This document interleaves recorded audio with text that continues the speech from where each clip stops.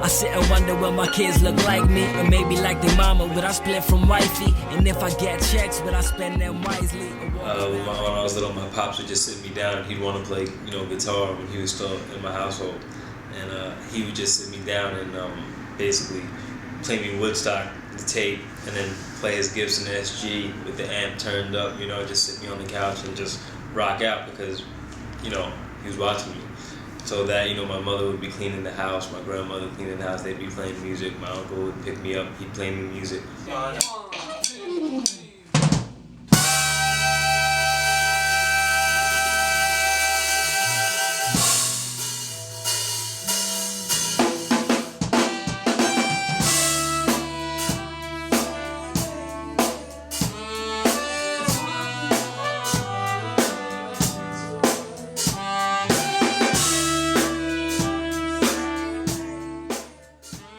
I started playing violin in 3rd grade. They had me playing recorder like everyone does first, like first and second. I started playing violin in 3rd.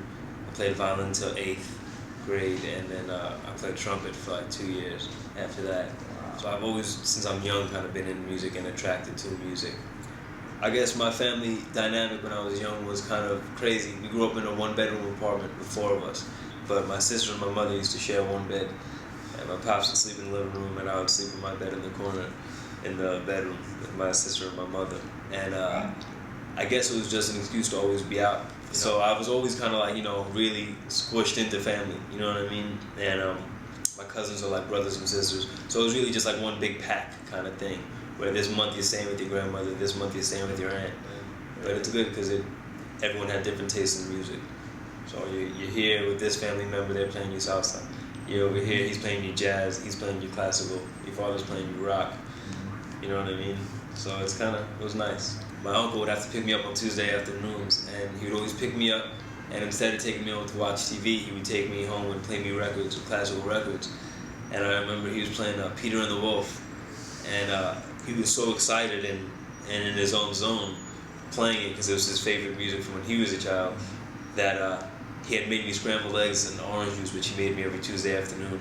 He came over so excited from the music and being so into it, something he's heard a million times, that he had the egg ready to go, and he put it in my glass, and he poured orange juice on my plate. And I was like, this guy really must be in his own world right now. And he's a very well put together, responsible, organized human, but he just heard his song, he heard his joint, basically.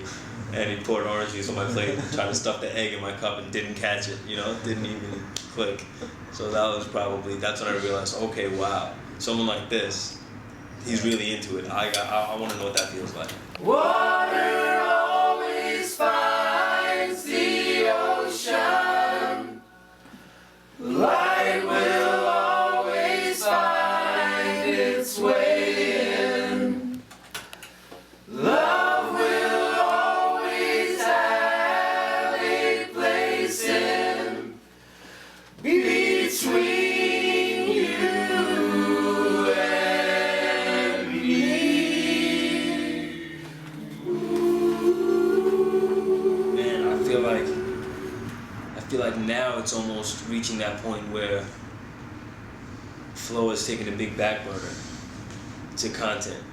And a lot of people say, oh, they're not saying anything on the radio. I'm not one of those cats. Like, there's a lot of bitter MCs out there that are like, man, I can't listen to the radio. I'm not a big fan of radio, either. But I would say that flow has taken a backseat to content, because no matter if it's content that you like or not, people are saying things now, Granted, they used to say maybe more, but they're simplifying and still saying things now. And so I feel like flow, it's like melody, And I feel like flow is good to be suave on a beat is priceless. But I feel like you could say something choppy, you know what I mean? And still be, if you're saying something dope, people will still connect.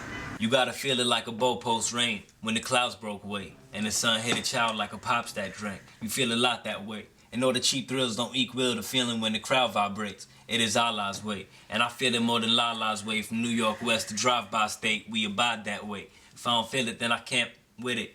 I try to tell them and they just don't get it. Don't get me twisted, I'm all for letters, but I'll be on some where the burger at and where the bread is. And if there isn't no, well then you best to go and get it. Ain't nobody feel your hunger like you feel it, homie, bet it. The road is how I eat, but know that Brooklyn where my bed is. And though I love to travel, ain't another place I felt this. Fail. Failure is two things. I think failure is a word put there to scare people and to attract them. It's like bugs to a zapper almost. You know what I'm saying? And it's like this big thing that says failure, where it's got like water and towels and people fanning you, right? You know? And it's like, you know, again, it's something that people try to attract you to. And then they're like, oh, you gave it your best, ring out, like at the Navy SEALs, you know, like ring out. And we'll give you water and you have a nice bed. And I think it's both that, and I think failure can be when you're trying to do something that's not natural to you and it doesn't end the way you wanted it. I feel like that's something you burn on yourself. And it's because sometimes people feel like they'll do anything to get where they want to go, and they forget where that is.